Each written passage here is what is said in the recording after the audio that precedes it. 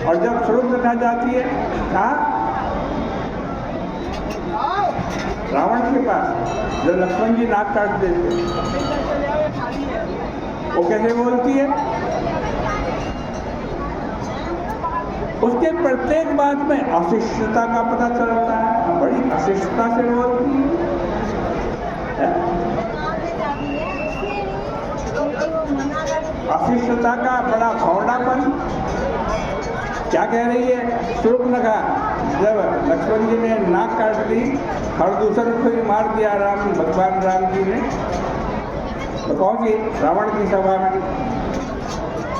बोली वचन क्रोध करी भारी, देश तोष कई सोरती विसारी, करसी पान सो वसी दिनो राती, सोधी नहीं तब सिर पर आराती। शूर्पणखा बोल रही है रावण से, है? अरे दिन रात मदिरा पीता रहता है, सोता रहता है, तेरे सिर के ऊपर शत्रु खड़े हुए हैं, ऐसा विभीषण बोला कोई?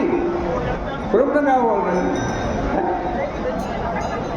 राजनीति बिनु धन बिनु धर्मा, हरहि समर पे बिनु सत्कर्मा।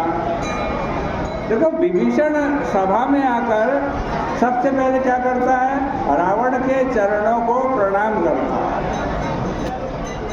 और आदेश पाने के बाद वे रावण से इस व्यवहार को कृपालुता के अनुरूप, कृपालुता के रूप में देखते। शूर्पणखा अपराधिनी होते हुए भी सारा क्रोध रावण के ऊपर आकर के उतारती, बल्कि फटकारती है। वह रावण की कठोर शब्दों में भर्त्सना करती, साहस पूर्वक राजधर्म का उपदेश देती है, उसे शराबी बता करके फटकारती।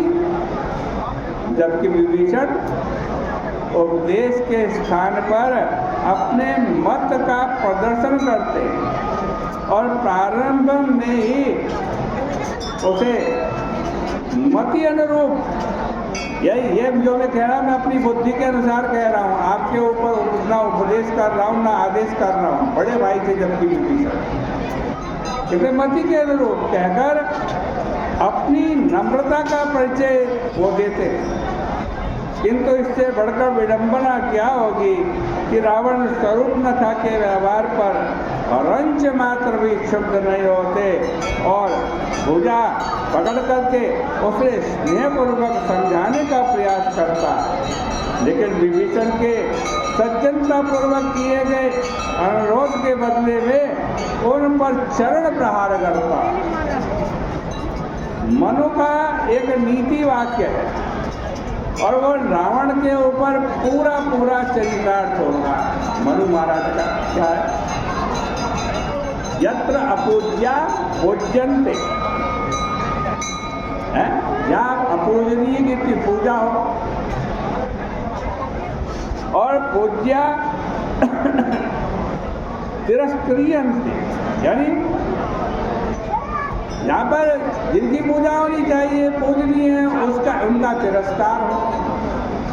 विभीषण की पूजा होनी चाहिए, उसका सम्मान होना चाहिए, उसका तिरस्कार हो रहा है, लात मार करके उसको भगाया जा रहा है। इधर शूर्पणखा का जो व्यवहार है तो उसकी कोई पूजा होनी चाहिए, उसका तो तिरस्कार होना चाहिए, उसको दंड देना चाहिए, वहाँ से भगा देना चाहिए। लेकिन रावण शूर्पणखा से बड़ा स्नेह करके बिठाते हैं और विभीषण को लात मार करके भगा देते हैं। लेकिन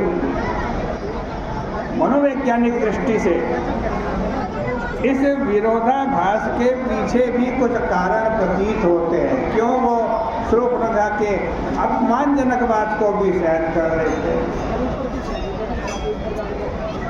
देखो, शूर्पणखा के पति वित्तजिह्वा थे,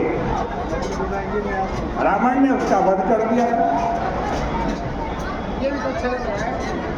और वध करने के बाद रावण के मन में अपराध जन्य भावना थी, मैंने बहन का बड़ा बुरा किया। शूर्पणखा के प्रति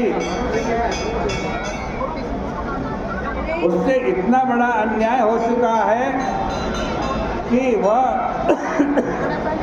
बाद में उसके व्यवहार को अनदेखा कर